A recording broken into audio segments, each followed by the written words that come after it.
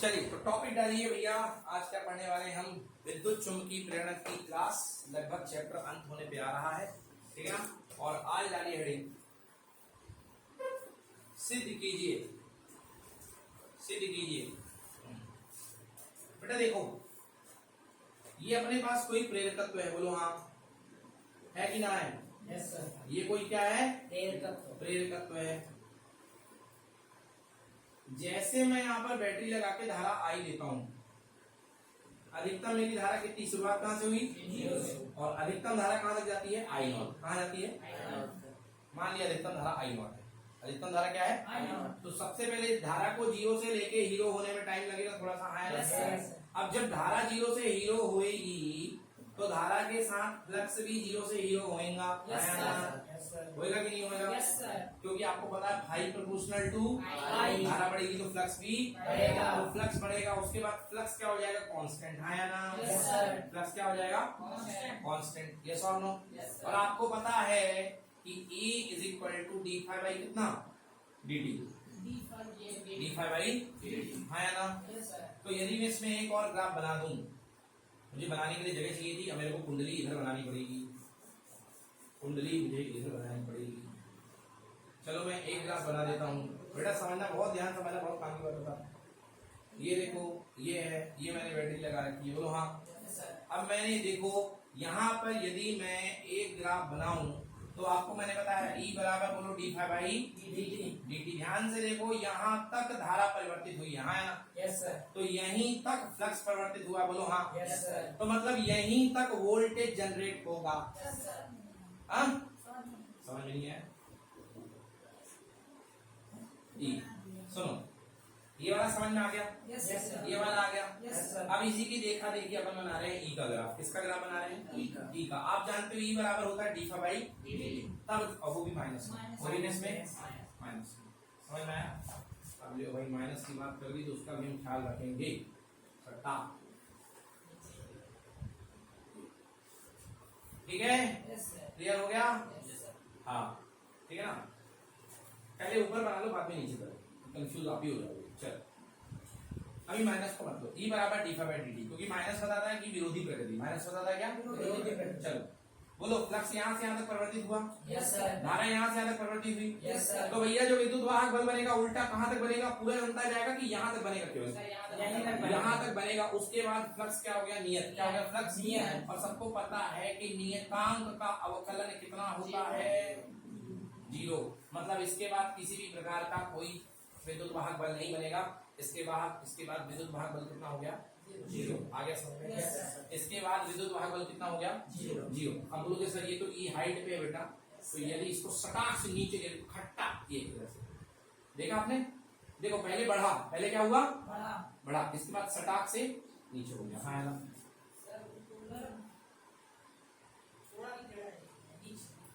भाई ये क्या है? ये जर्क है। क्या है ये? जर्क है। समझ में आ गया? एकदम से सडन चेंज हुआ ना यार। देखो अब वैसे को आप बना सकते हो, मैंने एग्जैक्ट ग्राफ यहाँ पे नहीं बनाया, मैं स्वीकार करता हूँ ये एग्जैक्ट ग्राफ नहीं है, बट फीलिंग पकड़ने के लिए ग्राफ बनाया है कि जैसे ही फ्लक्स कांस्टेंट होगा वैसे विद्युत वाहक बल कितना हो जाएगा? जीरो। और जब तक फ्लक्स में बदलाव होगा तब तक विद्युत वाहक बल बदलेगा। आई बात समझ में? तब तक विद्युत वाहक बल क्या होगा? बदलेगा। आई बात समझ में कि नहीं है? क्लियर हुआ कि नहीं? Yes sir. क्लियर हुआ कि नहीं? Yes sir. अच्छा अब देखो इसको। अब आप कहोगे सर जो VE बनता है वो तो उल्टी डायरेक्शन में बनता है, क्योंकि क्या लगा होता है यहाँ? माइनस। क्या लगा होता है? माइनस। तो देखो ध्यान से, ये E मैंने माइनस से बनाया, बोलो हाँ। E मैंने क्या बनाया? तो ये मैं इसको इस तरीके से भी करके कर सकता हूँ। समझ में आया कि नहीं आया? E निगेटिव डायरेक्शन से नहीं आया क्या? नहीं आया। कहाँ जीरो से स्टार्ट हो रहा है? माइनस में गया। कहाँ जीरो से स्टार्ट हो रहा है? ये स्टार्टिंग, ये समय बराबर जीरो, ये है ना। स्टार्टिंग में इसका वोल्टेज कितना है? इतना, माइनस ही, है ना। धारा जैसे थोड़ा सी वोल्टेज जीरो से स्टार्ट होगी अधिकतम, तो जैसे मतलब भाई हुआ तो देख जीरो हो जाएगा। देख सुनो, ये T बराबर जीरो, स्टॉप क्लॉक ऑन, फटाक से, है ना। Yes sir. लेकर के आया मैं फ्लक्स, हाँ एकदम से। Yes sir. शुरुआत में तो दूर था ये। Yes sir. अब जैसे ही T बराबर 0 सेकंड पे ही आया, फटाक से फ्लक्स बहुत सारा चेंज हुआ कि नहीं हुआ? Yes sir. तो बहुत सारा ईएमएफ बना कि नहीं बना? बोलो हाँ। सर जीरो से बनेगा ना। अरे यार बना तो सुनो, मैं मान गया ना। अब तुम कहोगे टी जीरो माइनस, तो एक काम करो, उसके पीछे पहले चलो, उसके पहले चलो, ये लो, ये पहले है 0 सेकेंड, मतलब जिस समय तुमने एक्सपेरिमेंट स्टार्ट नहीं किया था उसके पीछे की कंडीशन में बोलो ईएमएफ कितना है? जीरो। समझ गए? मगर अब तुम मैथ्स में पहुंच जाओगे, अगर उतना डीपली जाओगे ना तो मैथ्स में लो भाई, ये लो, इधर पे लगा दो बबल। क्या लगा दो? बबल। मतलब इस पॉइंट को हम शामिल नहीं कर रहे हैं। अब इसके बाद ये ग्राफ को यहां से बनाओ, ये लो, पहुंच गया मैथ्स का फंक्शन वाला पार्ट। सर जीरो से हाई हुआ फिर कम। हाँ समझ में आ गया। जैसे ही आपने 0 सेकेंड पर, भाई आपने मूव कितने पे करना किया? 0 सेकेंड पर ना, तो 0 सेकेंड पर मूव करना शुरू करोगे और विद्युत वाहक बल जनरेट हो जाएगा कि नहीं होगा? बोलो हो जाएगा कि नहीं होगा? तो मैं इसको यहाँ से बना रहा हूँ ना, तो क्यों बाल की खाल निकाल रहे हो? 0 सेकेंड पे अपन ने मूव कर तो दिया। अब तुम कहोगे सर 0 पे तो रखा था ना हाथ पे आपके। नहीं, 0 पे पहले रखा था। 0 पर मैंने स्टॉप क्लॉक ऑन करी एक हाथ से और मैग्नेट मूव किया दूसरे हाथ से। अब आया समझ में कि नहीं आया?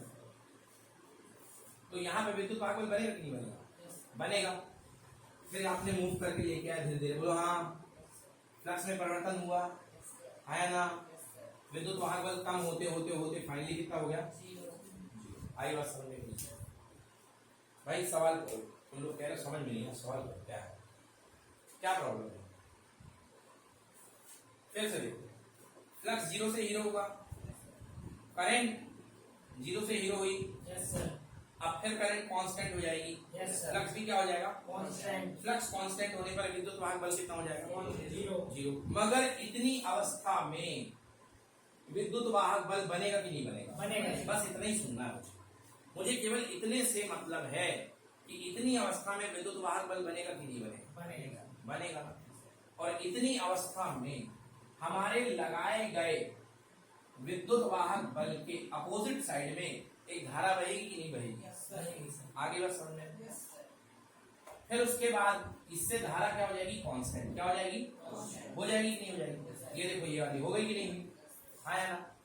इसने हमारी मुख्य धारा सेट होने का विरोध किया कि नहीं किया? किया ना? उस विरोध को कुचलने के लिए हमारी बैटरी को काम करना पड़ा कि नहीं करना पड़ा? करना पड़ा कि नहीं करना पड़ा? करना पड़ा कि नहीं करना पड़ा? वो काम इंडक्टर की, प्रेरक की ऊर्जा के रूप में संचित हो जाता है। जो काम करना पड़ा उसे ही कहते हैं प्रेरकत्व की स्थितिज ऊर्जा। क्या बोलते हैं? प्रेरकत्व की स्थितिज। आई बात समझ में? अब इस लाइन को एक बार फिर से सुन लो। कहने को मैं कह सकता था बेटा प्रेरकत्व की स्थितिज ऊर्जा निकालो, तो शायद आप में मेरे से कोई क्वेश्चन पूछता कि सर काय की स्थितिज ऊर्जा कहाँ से होगी? स्थितिज ऊर्जा कहाँ से होगी? तो अब मैं बता रहा हूँ आपको। शुरुआत में ये कॉइल खाली थी, बोलो हाँ है ना? क्या कोई नॉर्थ था? क्या कोई साउथ था? बट जैसे ही आपने करंट लगाया तो एक बन गया नॉर्थ और एक बन गया साउथ, है ना? मतलब अंदर इसके मैग्नेटिक फील्ड स्टैब्लिश हो गया कि नहीं हुआ? क्या हो गया? अंदर मैग्नेटिक फील्ड स्टैब्लिश करने में कुछ ना कुछ ऊर्जा जाएगी कि नहीं जाएगी? उस ऊर्जा को बोलते हैं प्रेरकत्व की स्थितिज। दूसरा तरीका समझने का, जैसे मैंने करंट भेजी I0, इसने लपालप I0 को सेट होने दिया कि विरोध किया? विरोध किया। पहले इसने विरोध किया, बोलो हाँ। फिर हमने इस विरोध को कुचल दिया, बोलो हाँ। अब विरोध को कुचल करके मनमानी करके अपनी करंट I0 सेट कर ली, बोलो हाँ। इसके विरोध को कुचलने के लिए अपनी बैटरी को कुछ ना कुछ काम करना पड़ेगा। वो काम कहलाएगा प्रेरकत्व की स्थितिज ऊर्जा। आएगा समझ? मतलब धारा को fix value, constant value I0 तक स्टैब्लिश करने के लिए जो ऊर्जा कहलाती है उसे आप प्रेरकत्व की स्थितिज ऊर्जा कहते हैं। क्लियर है? Any problem? चलो स्टार्ट करते हैं, आगे बढ़ते हैं। हेडिंग डालिए प्रेरकत्व की स्थितिज ऊर्जा। मैंने क्वेश्चन लिखा दिया, इसी को लिखो। दूसरा क्वेश्चन लिखो और करके, अथवा और सिद्ध कीजिए कि किसी स्वप्रेरकत्व L में, सिद्ध कीजिए कि किसी स्वप्रेरकत्व L L में अधिकतम धारा I0, अधिकतम धारा I0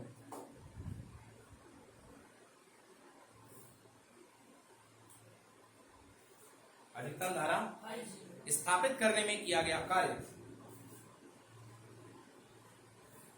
स्थापित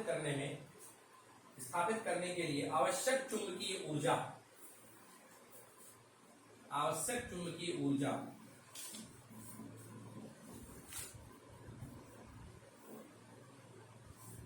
आवश्यक चुंबकीय ऊर्जा ऐसे लिखते हैं बेटा, लिखना है ऐसे।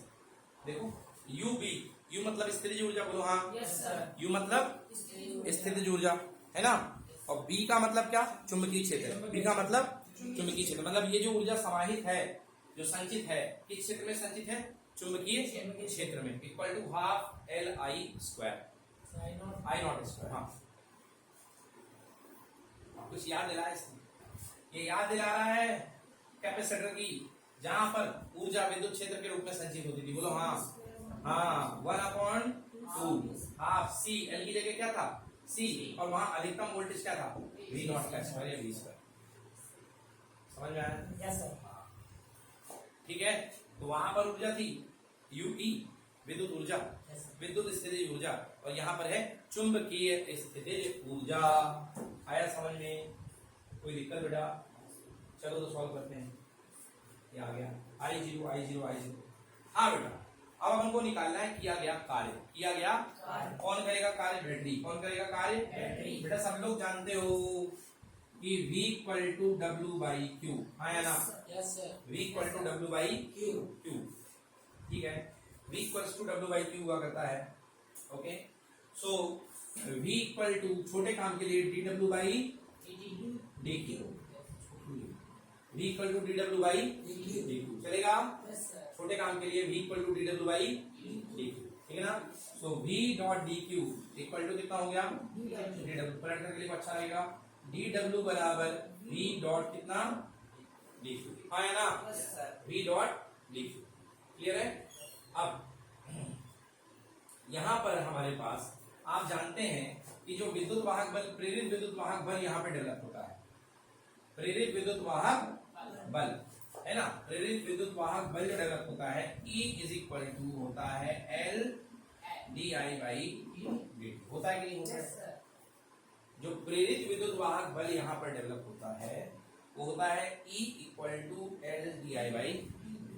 क्लियर है भाई? E equal to L DI by dt। Clear है बेटा? हाँ माइनस होता है मानता हूँ, मगर माइनस प्रकृति को बताता है। तो देखिए बेटा, यहाँ पे मैं dW इक्वल टू V की जगह, वोल्टेज की जगह क्या मैं E रख दूं, यस सर। क्योंकि वोल्टेज एक प्रकार का क्या विद्युत वाहक बल है। Yes sir. भाई V क्या है, V वोल्टेज है, यस सर। और V इंटू DQ, और V की जगह यहाँ पे कौन काम कर रहा है, E है ना। Yes. V की जगह कौन कर रहा है, E। V भैया, E विद्युत वाहक बल को हम वोल्टेज में नापते हैं, यस सर। इसको ही वोल्टेज में नापते हैं। वोल्टेज का अधिकतम। हाँ यस, वोल्टेज का अधिकतम मान विद्युत वाहक बल होता है, बिल्कुल सही। E L दिया बाई dt, तो V की जगह अपने पास आएगा E है, E इंटू कितना dQ, dW बराबर E की जगह L, तो हाँ yes sir. DI by dt into कितना dQ। बोलो क्लियर हो गया? Yes sir. अब एक काम करो, ये dQ बाई dt को साथ में ले लो, क्या ले लो, और इसको अकेला छोड़ दो, इसको क्या कर दो, अकेला छोड़ दो। ठीक है बेटा, समझ में आ रहा है कि नहीं आ रहा? Yes, sir. L अलग किया, बोलो हाँ। Yes sir. dQ by dt को साथ में कर लिया, और क्या लिख दिया इसको अपन ने, DI, बोलो हाँ। क्या ले लिया, DI। dQ बाई dt पहले चैप्टर में बताया था, आवेश प्रवाह की दर को क्या बोलते हैं, धारा। क्या बोलते हैं? तो dQ बाई dt क्या बन जाएगा बेटा, I। क्या बन जाएगा, I। तो dW इक्वल टू यहाँ पे आ गया L I और कितना DI, L I DI। लिखा ना बेटा, वो लिख दिया। हाँ dQ अपॉन dt, DI क्यों बनेगा बेटा, भूल गए क्या? I बराबर dQ बाई dt होता है, कहाँ होता है DI भाई? आवेश प्रवाह की दर को क्या बोलते हैं, धारा। तो I बराबर क्या होता है, DI by dQ by dt, हाँ या ना? भूल गए बच्चे लोग। I बराबर delta Q upon delta T, बोलो हाँ। Yes sir. तो इसको लिमिट करते थे अपन तात्क्षणिक, तो क्या बनता था dq बाई dt। सर ठीक है, अब आ गया पक्का। dw बराबर l di हाँ यार। चलो पूरे कार्य के लिए w बराबर क्या होता है, dw का इंटीग्रेशन हाँ यार। तो कुल किया गया कार्य और किया गया कार्य w बराबर इंटीग्रेशन ऑफ dw की वैल्यू क्या है, l i di। बोलो हाँ। धारा का मान पहले कितना, बाद में कितना, हीरो है ना। पहले धारा कितनी, बाद में कितनी, जब सेट हुई नहीं थी तो जीरो, जब सेट हो गई धारा तो कितना, हीरो आई नॉट है ना। एल कांस्टेंट है कि नहीं है, क्योंकि स्वप्रेरक कुंडली का गुण होता है हाँ, कभी बदलता नहीं है, पदार्थ पे निर्भर करता है। तो भैया एल बाहर कर लो यहाँ से, ठीक है ना। चलो एल बाहर कर लिया, यहाँ लिखता हूँ। चलो तो W बराबर एल बाहर हो गया, बोलो हाँ। और अंदर क्या बचा, आई डी आई। क्या बच गया अंदर, अंदर क्या बच गया, आई डी आई हाँ है ना। अब बेटा याद करो फॉर्मूला, लिमिट 0 से लेके आई 0 हाँ है ना। अब फॉर्मूला याद करो, x dx का होता है x की पावर n का होता है x की power n plus 1 upon n plus 1। पढ़े हो कि नहीं पढ़े, x की power n plus 1 upon n plus 1। तो बेटा यहाँ पे कितना आएगा, देखो यहाँ पे आएगा w l, बोलो हाँ। i की पावर कितनी है, 1 है, तो i की पावर 1 प्लस 1 मतलब कितना, i का स्क्वायर अपॉन कितना 2, n plus 1 upon n plus 1। तो ऊपर पावर 1 प्लस 1 तो 2 और नीचे भी कितनी 2। लिमिट बोलो 0 से कितना, अच्छा आई नॉट। बेटा w इक्वल टू बेटा l बाई 2 बाहर आ गया, बोलो हाँ। अपर लिमिट लगाओ, i की जगह क्या छाप दो, i 0 का स्क्वायर माइनस कितना 0, क्योंकि सेकेंड लिमिट क्या 0 का स्क्वायर है ना। सॉल्व करके कितना आ जाएगा आपके पास में, w equal to l by 2 I naught का square that is equal to half l की जगह l और क्या आई नॉट का स्क्वायर आ गया। और किया गया कार्य क्या होती है, ऊर्जा क्या होती है, ऊर्जा। तो W को क्या बोलेंगे, UV। क्या बोलेंगे, UV। इसलिए संचित चुंबकीय ऊर्जा बराबर 1/2 L I नॉट का स्क्वायर। आया समझ अच्छे से, नोट कर लो। यही कुंडली को मैग्नेटाइज करने में संचित चुंबकीय ऊर्जा है। चलिए नोट कर लीजिए। आज के लिए इतना ही, बाकी कल कंटिन्यू करेंगे, इसको नोट कर लीजिए।